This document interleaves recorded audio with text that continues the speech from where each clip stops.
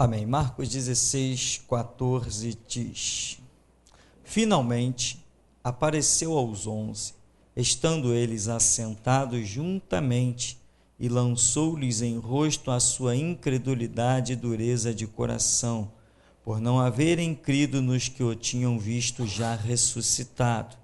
E disse-lhes: Ide por todo o mundo, pregai o evangelho a toda criatura. Quem crer e for batizado será salvo, mas quem não crer será condenado. Estes sinais seguirão aos que crerem. Em meu nome expulsarão demônios, falarão novas línguas, pegarão nas serpentes e, se beberem alguma coisa mortífera, não lhes fará dano algum. E imporão as mãos sobre os enfermos e os curarão. Ora, o Senhor, depois de lhes ter falado, foi recebido no céu e assentou-se à direita de Deus. Amém. Podem sentar. Irmãos, você acha que Jesus viria na terra para criar uma coisa complicada para os homens seguirem? De complicações e fábulas o mundo já estava cheio e continua cheio. Quando João Batista mandou seus discípulos a Jesus, perguntando: És tu o que devia vir ou devemos esperar outro? Jesus falou: Ora, os cegos veem, os surdos ouvem, mudos falam, coxos andam, paralíticos se levantam, os mortos são ressuscitados. E o que eu acho mais fantástico é quando Jesus diz assim: e aos humildes é anunciado o reino de Deus. Os humildes aí representa aquela classe do povo que não era um povo estudado, nem de longe sabia o que era pegar em uma caneta para a época, porque só escrevia o idioma hebraico aqueles que eram instruídos, eram os nobres, eram os conceituados da sociedade. Jesus está dizendo: aos humildes é anunciado o reino de Deus. Ou seja, o evangelho era algo que não era complicado, ou melhor, o evangelho é algo que não é complicado. O evangelho é algo simples. Porque Jesus não veio tipo assim: eu tenho uma mensagem, mas essa mensagem é complicada, eu vou ter que levá-la aos nobres, aos estudados. Não, Jesus não começou pregando para sacerdote, para escriba e para fariseu. Jesus começou lá na Galiléia, onde essa classe nem estava lá. Jesus começou como as pessoas, como esses escribas e fariseus, essa elite dizia: isso aí é um rei de prostitutas, é um rei de vagabundos, é um rei de gente que não conhece a lei, é um rei de analfabetos. Essas eram as referências que falavam-se a respeito dos discípulos de Jesus. Porque Jesus falou: aos humildes é pregado o reino de Deus. E nós sabemos muito bem o conceito da Escritura, né? O caráter de Deus é que Deus resiste aos soberbos, dá, porém, graça aos humildes. Que é a graça? É o favor de Deus que nós, de uma situação que nós jamais poderíamos alcançar, jamais poderíamos conquistar alguma coisa. Deus nos dá a graça, é o seu favor, nos faz triunfar em condições que naturalmente nós não triunfaríamos. Mas ele resiste aos soberbos. Então, o evangelho é algo simples. Foi o que Jesus veio trazer. E aqui, ele quando está para deixar os seus discípulos naquele aspecto físico, ele diz: ide por todo o mundo e pregai o evangelho. O que Jesus veio nessa terra? Jesus veio pregar o evangelho. Mas se ele veio pregar o evangelho, ele tinha que viver o evangelho. Ao mesmo tempo que ele está pregando, ele tem que estar vivendo. Qual foi o caminho de Jesus? Foi um caminho de muitas lutas, muita humilhação, muitas brigas, desavenças, discussões, muitas intrigas, mas qual o final da história de Jesus? Diz a Bíblia que ele, o Senhor, depois de lhes ter falado, foi recebido no céu e assentou-se à destra do Todo-Poderoso. Por quê? Porque ele trilhou o caminho do Evangelho. Aí o que Jesus falou? Quem vencer, assentar-se-á comigo no meu trono. Aonde que Jesus está sentado? À destra do Todo-Poderoso. É uma posição tremenda. É uma coisa, né? Claro, deve ter coisas espirituais aí ainda para a gente entender, sim, mas em princípio a palavra é essa. É uma posição fora do comum que Deus tem preparado, né? Chegar ao ponto de Paulo, né, depois de tanta experiência, dizer assim: nem olhos viram, nem ouvidos ouviram, nem jamais penetrou ao coração, ao pensamento humano, o que Deus tem para aqueles que o amam. Vai ver que é isso aí. Assentar-se do lado de Deus. Só pode. Mas como que Jesus chegou lá? Trilhando o caminho do Evangelho. Quer vitória, irmão? Pega a estrada do Evangelho.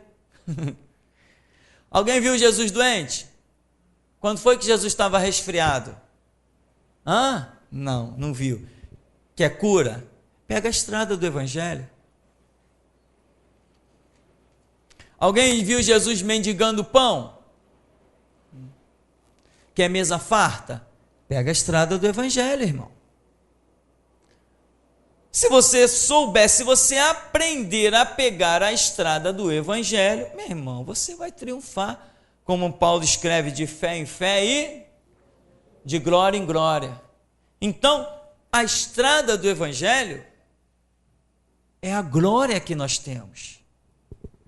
Mas o que acontece com a cegueira dos que leem a Bíblia? O camarada, ao invés de seguir o Evangelho, não, ele está seguindo o que Paulo falou. Eu já falei, o que Paulo falou só tem valor uma vez analisado à luz do Evangelho. Tem gente que está seguindo Pedro. Não, porque o apóstolo Pedro falou tal. Uma vez eu encontrei um homem, eu sempre falo isso, conversando, batendo mal papo com o homem contou um monte de situação e por fim ele falou assim: não, porque eu só sigo a doutrina dos apóstolos. Eu falei assim: eu não. O homem regalou um olho imenso. Eu falei assim: eu não. Eu sigo a doutrina de Jesus. Ué, os apóstolos seguiram que doutrina? A de Jesus. Então, se os apóstolos criaram alguma ideia, alguma ideologia, alguma filosofia, eu estou fora, eu fico com a de Jesus.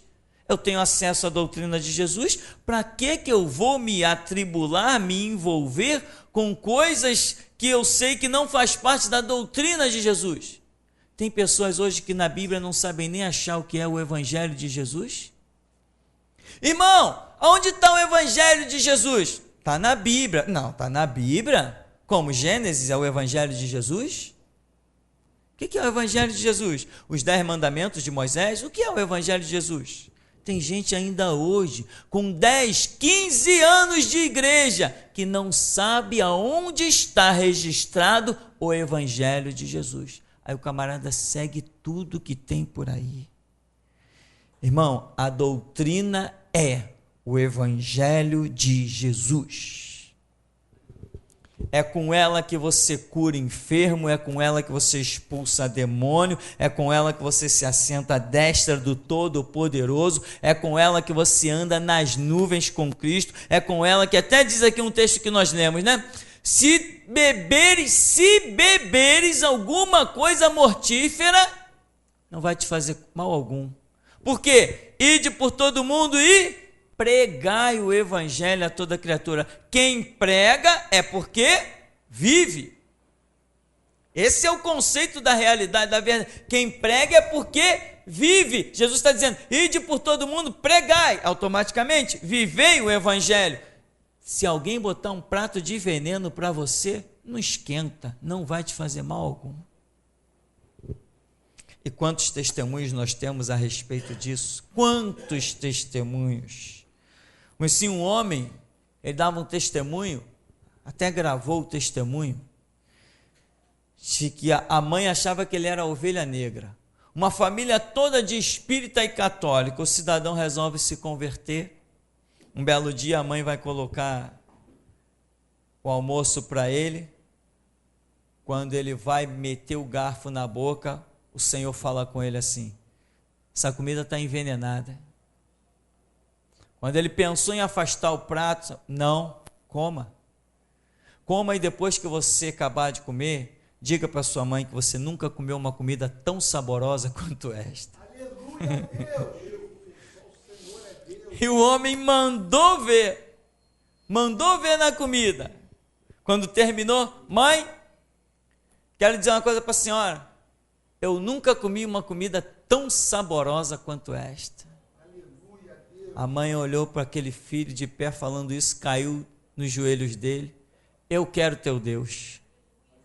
Foi lá na cozinha, pegou o vidro de veneno, aqui ó, eu botei tudo na tua comida.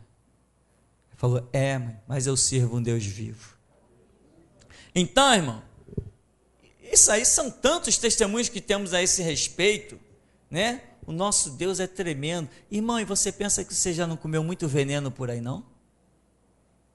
Você já comeu muito veneno na água, meu irmão, na comida, é os agrotóxicos que vêm nas verduras, é tanta coisa horrenda que vem por aí, e você nunca teve que sair correndo para o hospital, nunca ficou internado com disenteria, ou seja lá que nome tem essas enfermidades todas que tem por aí. Por quê? Porque é a bênção do Senhor que enriquece. No caminho do evangelho não existe derrotados. No caminho do evangelho só existe vencedores, vitoriosos, gente que triunfa.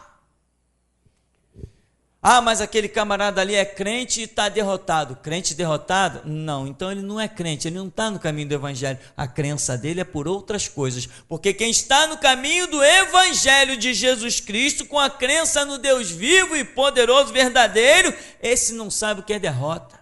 Pode saber o que é prova, mas derrota não.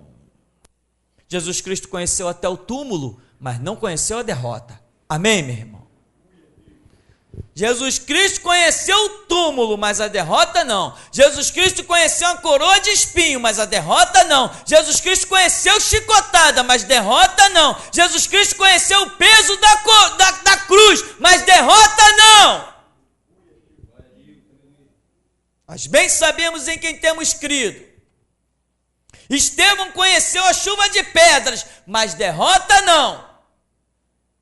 Pedro conheceu o que é ser crucificado de cabeça para baixo, mas derrota não. Paulo conheceu o que é ser decapitado por uma guilhotina ou por uma espada, mas derrota não. João Batista soube o que é ter a cabeça servida numa bandeja, mas derrota não.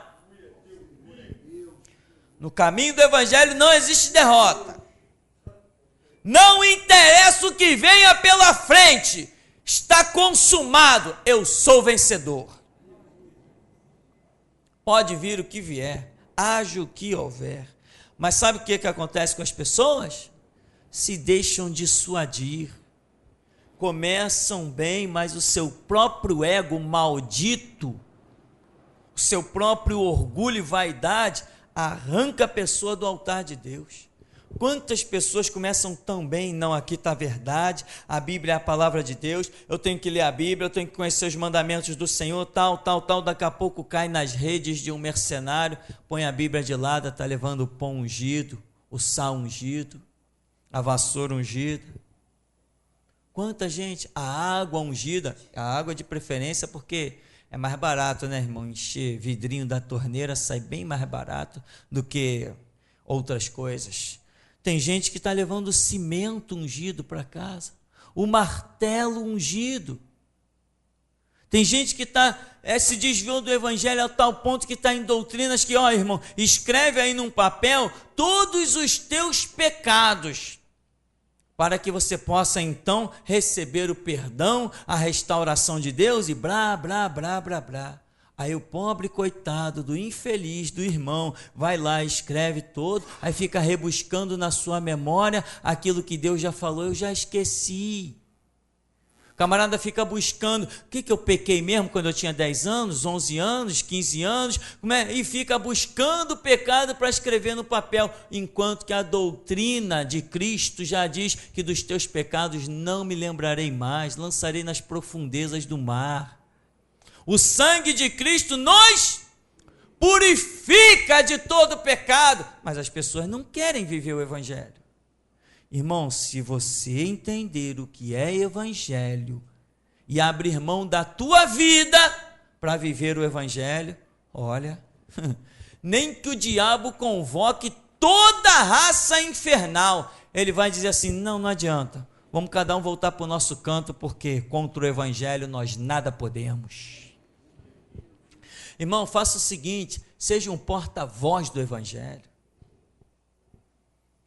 Seja alguém que por onde você for, o evangelho ali está contigo. Aonde você pisar, lá está o evangelho. O que quer que você falar, opa, lá vem misturado o evangelho.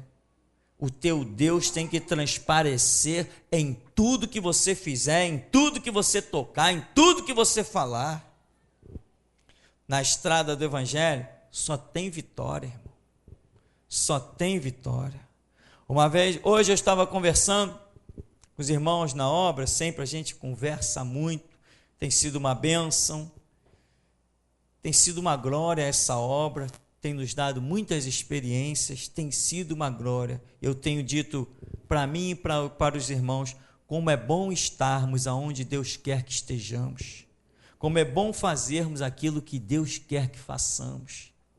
É muito glorioso essas coisas, sabe? E eu falava para um irmão, eu vivi um momento da minha vida em que eu estava passando exatamente pelaquilo que eu nunca quis passar, que foi morar dentro de um apartamento. Irmão, cada um tem seu gosto, tem gente que gosta de morar, e tem apartamentos que são verdadeiras mansões, apartamentos que são maravilhosos, mas eu fui criado em casa, com quintal, eu tenho verdadeiro trauma de apartamento.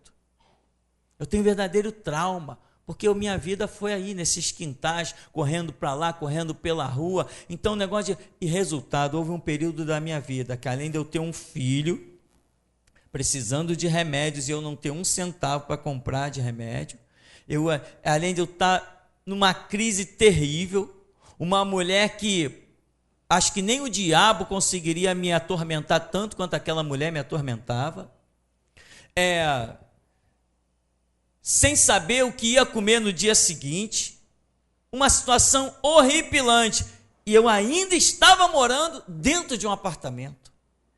E eu falei com meu Deus assim, meu Senhor, eu não acredito que a minha vida vai acabar assim, do jeito que eu menos imaginava, da maneira que eu mais odiaria, da maneira que eu mais reprovaria, e ali estava a minha vida, exatamente da maneira que eu menos desejaria no mundo, não pelo fato de não ter dinheiro, eu não nasci com dinheiro, mas eu estava ali, e o que mais me atormentava era eu ter que morar dentro de um apartamento. Como aquilo me angustiava, como aquilo me deixava, sabe, irmão, quase explodindo. Eu vivia num estresse horripilante, e o Senhor começou a falar comigo, e uma das coisas que claramente veio ao meu espírito: você acha que é essa a história dos que me servem? Você acha que a estrada que eu tracei com o meu sangue é uma estrada de lamentação? Você acha que o que eu tenho para os meus servos é insatisfação, é mágoas, é rancor? É isso?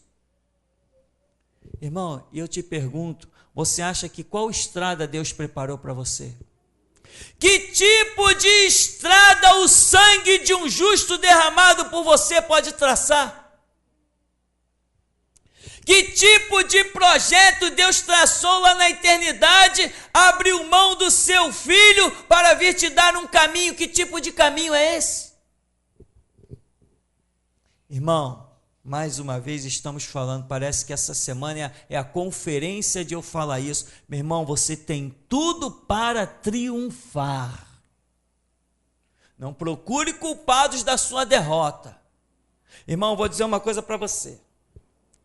Eu era um jovem, minha mãe se esforçou ao extremo, lavava roupa de madrugada para que eu pudesse fazer um segundo grau. Hoje nossos filhos entram no colégio público, o governo está dando os livros todinho, está dando camisa de uniforme, falta pouco dar os sapatos e a calça comprida. O governo está dando tudo, tem merenda, hoje os colégios estão uma maravilha. Na minha época tinha livros que chegavam a custar quase um salário mínimo. Não tinha ninguém para dar, não. Ou comprava, ou não estudava. Estudava, ia para a escola, mas não tinha livro para se guiar. Resultado, minha mãe atravessou madrugadas, lavando roupa para fora, só para comprar livro para os 3 filhos. E o que eu conquistei na vida? Um segundo grau, que para a época era até alguma coisa. Mas, meu irmão, vou te dizer uma coisa. Com o segundo grau, mais para frente, eu vi que não me servia de nada. Para o conceito de trabalho, para o conceito de salário que temos na sociedade, aquilo não me servia de nada. Eu já via a minha vida desenhada. Era de emprego em emprego, emprego em emprego, pulando de um galho para o outro. Eu já tinha visto esse filme na vida de muita gente. Eu já tinha visto as pessoas caindo, se desgastando, se cansando da vida, dizendo que a vida era um fardo, já não tinham alegria. Eu cresci vendo gente à minha volta, na vizinhança, pelas ruas por onde eu passava, pessoas lamuriando, lamentando, pessoas chegando a avançadas idades e sem nenhuma esperança, acostumados mecanicamente com sistemas de trabalho, aonde não tinham nenhum prazer e nem alegria, trabalhavam simplesmente para não morrer de fome, e ali estava mais uma vida que era minha se desenhando da mesma maneira. E eu olhava para aquela situação e eu não via absolutamente nenhuma solução. Um dia, por um lapso, assim, uma situação, algo veio em mim, eu disse, vamos para a igreja. Tinha outra pessoa ao meu lado, falei, vamos para a igreja. A pessoa falou, vamos. Daquele dia que eu fui para a igreja, até hoje, eu não me desviei mais. E as lutas vieram, mas agora eu tinha um ajudador, o Espírito Santo. As tristezas vieram, mas agora eu tinha a esperança que não morre jamais. As batalhas vieram e os ataques vieram, mas agora eu tinha a cobertura do sangue de Cristo.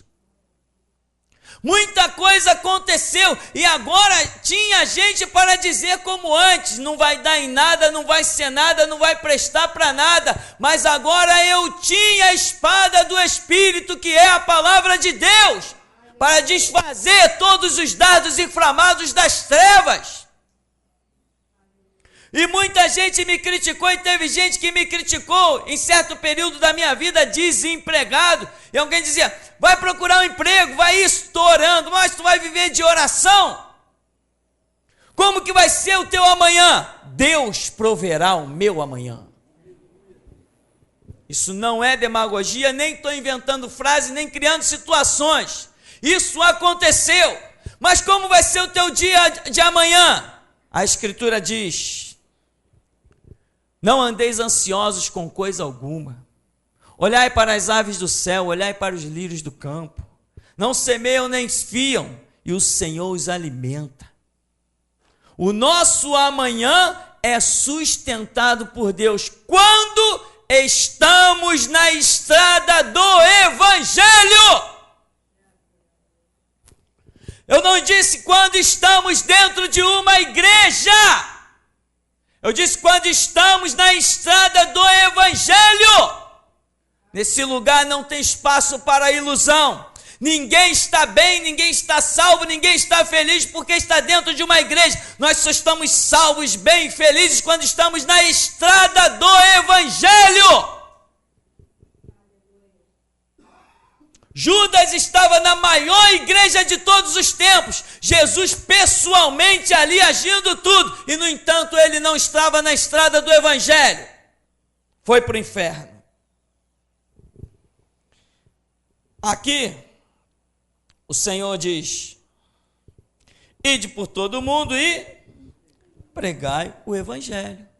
Então, irmão, o que você tem para falar? Fala do Evangelho. O Evangelho, tudo que você fala do Evangelho é um testemunho a respeito de Jesus. E Jesus falou: aquele que me testemunhar, aquele que der testemunho de mim diante dos homens, eu darei testemunho dele diante do meu Pai. Então você tem que viver a doutrina do Evangelho. Agora, no Evangelho nós aprendemos muitas coisas, que uma alma vale mais que o mundo inteiro. Ou seja, você não pode ficar valorizando os teus bens materiais acima dos teus bens espirituais. Porque a alma, que é algo espiritual, vale mais que o mundo inteiro, que é coisas naturais. No Evangelho nós aprendemos que Jesus não se importou com a opinião de ninguém. Alguém chegou perto de Jesus e disse assim: mestre, o Senhor falando essas coisas nos ofende. Você lembra disso? E Jesus falou assim: vós também sois raça de víboras. Escribas e fariseus hipócritas. Aí Jesus vem e deslancha Mateus 23 para eles, e eles não têm nada para dizer para Jesus, só podem ficar calados diante de tudo que Jesus fala diante deles. O Evangelho, a doutrina do Evangelho nos ensina que existem conflitos e nós temos que nos preparar psicologicamente e espiritualmente para ele. O Evangelho nos ensina que Jesus não se preocupou em agradar, as pessoas se sentiram ofendidas. Mestre, o Senhor falando essas coisas nos ofende. Jesus continuou falando a verdade, sabendo que tinha gente ofendida. Amém, meu irmão? Existe aí hoje os conceitos dos homens querendo calar a boca da verdade, e já conseguiram calar a boca de muitos servos que antes falavam a verdade. Hoje, com leis, têm medo. Hoje, por causa de leis escritas por homens, estão com medo de falar a verdade. Ainda mais que a mídia, para mentir, é uma maravilha, né, irmão? Divulgaram, por exemplo, aí a nosso respeito, que estávamos numa série de situações. Cadê? Alguém recebeu carta aí? Alguém recebeu o comunicado do fórum? Alguém recebeu alguma coisa? Desde o dia 20 de junho, nós já estamos em quê? Agosto. Cadê o comunicado? Porque foi uma maneira de intimidar a população. Não aconteceu nada conosco, não pagamos nada, ninguém nos disse nada, e ai deles se ousar nos dizer alguma coisa, se falar vai ter que ouvir. Mas o que fizeram? É uma maneira de calar a voz da verdade. Mas Jesus, vendo que tinha gente ofendida, vendo que tinha gente que não estava gostando, vendo que tinha gente que estava torcendo o nariz, ele deixou o Evangelho para nós, deixou a doutrina que incomoda as pessoas, a doutrina que faz as pessoas ficarem ofendidas. Você trilha o caminho do Evangelho, irmão? Tem alguém que está ofendido com você? Tem alguém que está te odiando? Quando você passa na rua, tem gente que te dá as costas? Está sabendo que na vizinhança estão falando mal de você? Então, meu irmão, exulta, alegra-te, glorifica a Deus. Isso é prova de que você está no caminho certo. Agora, estão te exaltando, sem seguir o evangelho, estão te exaltando. Isso é prova de que você não trilha o caminho do evangelho. Jesus falou: se perseguiram a mim, vão perseguir a vocês também. Irmão, uma coisa que a doutrina do evangelho nos ensina, uma espécie de repetição do que eu tenho falado, é quando Jesus chega naquela cruz, incrivelmente com forças, e ele ainda diz: Pai, está consumado, nas tuas mãos eu entrego meu espírito. Irmão, para Jesus chegar até lá, nós conhecemos a história de tudo que ele passou. Ele veio nessa terra, ele teve que encarar os escribas, os fariseus, os saduceus, ele teve que encarar os sacerdotes, lá estava Anás, lá estava Caifás. Jesus teve que encarar um império estabelecido, o Império Romano, lá estavam as lanças, as espadas, os escudos, as armaduras. Jesus teve que encarar toda essa turma, Herodes, Pilatos, carros, carruagens, cavalos, cavaleiros. Jesus vem no mundo, encara tudo isso no caminho do evangelho. Ele vem e diz: eu edifico a minha igreja, a igreja só tem como regra o evangelho. Então ele diz: as portas do inferno não vão prevalecer contra a minha igreja, porque ninguém pode vencer o meu evangelho. Em outras palavras, Jesus vem no mundo e encara todas essas coisas, carrega a sua cruz, carrega a sua coroa, carrega as chicotadas, as cusparadas, toda a humilhação, para chegar lá na cruz, quando todos olhavam e diziam: é o fim dele, encerramos a história. Aí Jesus abre os seus lábios e diz: Pai, eu completei a minha missão, está consumado, nas tuas mãos eu entrego meu espírito. Eu tenho aprendido que quem anda no caminho do evangelho sempre consumará a sua missão. Quem trilha o caminho do evangelho sempre consumará a sua missão. Pode ter um filho rebelde que lhe cause amarguras e lágrimas no coração. Pode ter uma esposa ou um esposo que seja uma pedra de tropeço. Pode ter um sistema de trabalho horripilante. Pode ter uma sociedade contraditória. Pode ter armas apontadas para si, canhões e dinamite. Mas ele, no caminho do evangelho, consumará a sua missão. O caminho do evangelho não pode ser obstruído. Lá está Jesus trilhando. Daqui a pouco vem uma turma lá para cercar Jesus, pegar Jesus, e a Bíblia diz assim: sabe o que aconteceu? Ele saiu do meio deles. Saiu do meio deles, trilhando o caminho do evangelho. Sabe como que Jesus saiu? Porque ninguém consegue interromper o caminho do evangelho.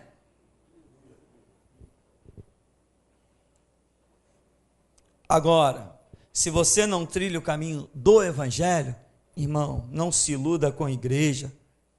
Você tem que trilhar o caminho do evangelho. Jesus falou de ouro, falou de prata, do valor do lugar dessas coisas, né? Falou: buscai primeiro o reino de Deus, a sua justiça, as demais coisas vos serão acrescentadas. Jesus colocou cada coisa no seu lugar. Irmão, analisa a sua vida, vê as suas buscas. Tem uma pergunta aqui muito interessante. O que mais você busca nessa terra? O que mais ocupa as suas expectativas? Quais os teus maiores anseios? Qual é o nome que mais você quer ver exaltado? Essas são as perguntas que podem hoje dizer para você mesmo se você está trilhando o caminho do evangelho. Porque o caminho do evangelho glorifica Cristo Jesus e o seu Pai. O caminho do evangelho não é ninguém que busque ouro nem prata. O caminho do evangelho não diz respeito a quem quer exaltar a si mesmo ou o seu próprio nome. O caminho do evangelho não é para quem quer ver a sua própria glória ou o seu próprio destaque.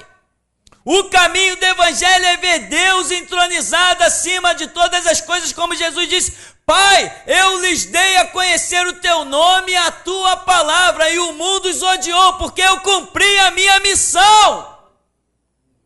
Eles estão te conhecendo, eles estão trilhando o caminho do evangelho, eles são odiados pelo mundo, porque a missão de Jesus estava correta e os discípulos permaneceram no caminho. O caminho do evangelho é a nossa doutrina, é a glória que nós temos. Sem essa doutrina, sem o caminho do evangelho, onde estaria nessa hora eu e você? Se estivéssemos vivos, estaríamos rezando uma missinha para os mortos? Ou quem sabe se nessa hora eu não estaria todo de branco com uma guia vermelha e preta no pescoço, botando vela lá na porta do cemitério, ou deitado em cima de uma catatumba? Dá para nós analisarmos o que o evangelho fez com as nossas vidas? Meu irmão, onde estaríamos nós? Quem de nós teria hoje uma família? Quem de nós hoje teria alegria? Se o evangelho não tivesse passado pelas nossas vidas, nós saltados para dentro dele. Então, irmão, que doutrina você tem vivido? Que caminho você tem vivido? Jesus veio nesse mundo, passou por tudo que nós sabemos, e nós vamos passar também por tudo, nós bem sabemos. Paulo passou, Pedro passou, Tiago passou, João passou, Estevão passou, todo servo de Deus. O apóstolo Paulo escreve dizendo assim, os que verdadeiramente querem seguir a Cristo padecerão perseguições. Por quê? Porque Cristo padeceu perseguições. Mas quando foi que Jesus disse: puxa, os homens me atrapalharam, os homens me interromperam, os homens me impediram? Não, ao contrário. Pai, está consumado. A obra que tu me deste a fazer, eu encerrei. Nas tuas mãos, eu entrego o meu espírito. Irmão, tem uma coisa que a doutrina do evangelho me ensina, e quando eu falo de doutrina do evangelho, são coisas que eu tomo para a minha vida e não abro mão, mesmo que eu veja a minha vida correndo risco de ser ceifada, são coisas que eu não abro mão. Sabe uma coisa que eu aprendo com a doutrina do evangelho? Que o que muitas vezes na nossa vida é a vitória do mundo e a nossa derrota, na verdade não é bem assim. É apenas o projeto de Deus. Aquela cena de Jesus ser posto num túmulo, para o mundo aquilo ali, olha, foi a festa. Os sacerdotes de Jerusalém, os inimigos de Jesus, eles ficaram certos de que ali estava encerrada a história de Jesus. Sabe o que eu aprendo com a doutrina do evangelho? Que quando o mundo olha para a nossa história e vê o fim, Deus está olhando e vendo o começo. Porque todos nós estamos na porta de um túmulo, aguardando pelo terceiro dia. Todos nós estamos. Entende? E muitas vezes a nossa história é como que posto dentro de um túmulo. E a doutrina do evangelho nos ensina que mesmo mortos, ainda podemos ter esperança. Porque certamente, como a alva sairá o resplendor da glória do Senhor, e ele a nós virá, diz a Escritura, como a chuva seródia que rega a terra. Diante de Deus, quem anda na trilha do evangelho, não existe mortos, só existem vivos. O próprio Senhor Jesus disse assim: Deus não é Deus de mortos, Abraão, Isaque e Jacó estão vivos. Então, meu irmão, a trilha, esse caminho glorioso, o evangelho de Jesus, a doutrina do evangelho que nós devemos seguir e não podemos abrir mão, tem esses ensinamentos poderosos, e eu quero encerrar repetindo que quando nós estivermos lá num túmulo frio, envoltos em panos, com uma baita de uma pedra tapando as nossas vidas, nos aniquilando por completo, quando o mundo lá fora estiver festejando, glorificando os seus falsos deuses, exaltando e jubilando, Deus está preparando o nosso retorno. E, como nós bem sabemos, o retorno sempre é tão glorioso que para os adversários só resta vergonha.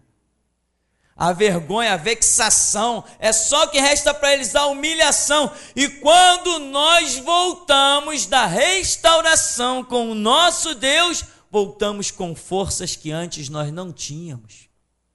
A trilha do Evangelho me ensina que Jesus veio a este mundo como cordeiro mudo levado ao matadouro, mas que voltará como leão da tribo de Judá. A trilha do Evangelho me mostra que Jesus nasceu humilde numa manjedoura, precisando de presentes dos outros, e Deus providenciou isso. Jesus não tinha onde reclinar a cabeça, aonde se desenvolver com tanta fartura. Mas a Bíblia diz que agora, quando ele voltar no Monte das Oliveiras, será tanta glória que os exércitos ao redor que vão olhar para ele terão as suas carnes apodrecidas pelo resplendor da glória do Senhor. A lei do Evangelho me diz que quando Deus permite que o mundo me veja como derrotado, Ele está preparando uma hora para que eu declare a semelhança de que todo o poder me é dado nos céus e na terra. Jesus veio a este mundo e não falou nada de poder, não falou nada de autoridade, mas depois da cruz, depois da morte, depois do túmulo, Ele disse: todo poder me é dado nos céus e na terra. O Evangelho me ensina que a doença não pode me vencer. O Evangelho me ensina que as fatalidades não podem me atingir. O Evangelho me ensina que a morte não pode parar na minha frente. O Evangelho me ensina como aconteceu com Jesus. A multidão veio, a multidão cercou, e a Escritura diz: mas ele escapou porque ainda não era chegada a sua hora, ou seja, não era o momento do projeto de Deus se cumprir. O Evangelho me ensina que enquanto o projeto de Deus não se cumpre, nada acontece, e nada acontece fora do projeto de Deus. Então, irmão, você tem caminhado, você tem trilhado, você tem certeza que você tem trilhado o caminho do Evangelho? Você quer nessa noite falar com teu Deus, botar o rosto em terra? Você quer se humilhar, quer parar de ser o bonzinho, quer parar de ser o certinho, quer realmente e assumir que você escapou do caminho? Trilhe o caminho do Evangelho, porque você só tem uma coisa para colher: a graça e a glória que Deus tem para revelar sobre as nossas vidas. Porque a Escritura diz: ainda que eu andasse pelo vale da sombra e da morte, não temeria mal algum, porque tu estás comigo. A tua vara e o teu cajado me consolam, e tu preparas uma mesa perante mim na presença dos meus adversários. Tu unges a minha cabeça com óleo e o meu cálice transborda. Amém, meu irmão? Então o caminho é este, mas é muito simples, e por ser tão simples, algumas pessoas preferem o caminho da loucura. Conheci um jovem senhor, certa vez, que falava o seguinte: eu não posso aceitar o Evangelho. Como é que eu vou aceitar uma coisa tão simples dessa? Todas as outras doutrinas são complicadas, são difíceis de entender. O Evangelho é uma coisa muito simples. Como é que eu posso acreditar que Deus esteja num negócio desse tão simples? Amém, meu irmão? Mas Jesus falou: Pai, graças te dou, porque ocultaste estas coisas aos sábios e entendidos e as revelaste aos pequeninos. Amém, irmão? Continue sendo um pequenino e trilhe o caminho do Evangelho. E até aqui nos tem ajudado, Senhor.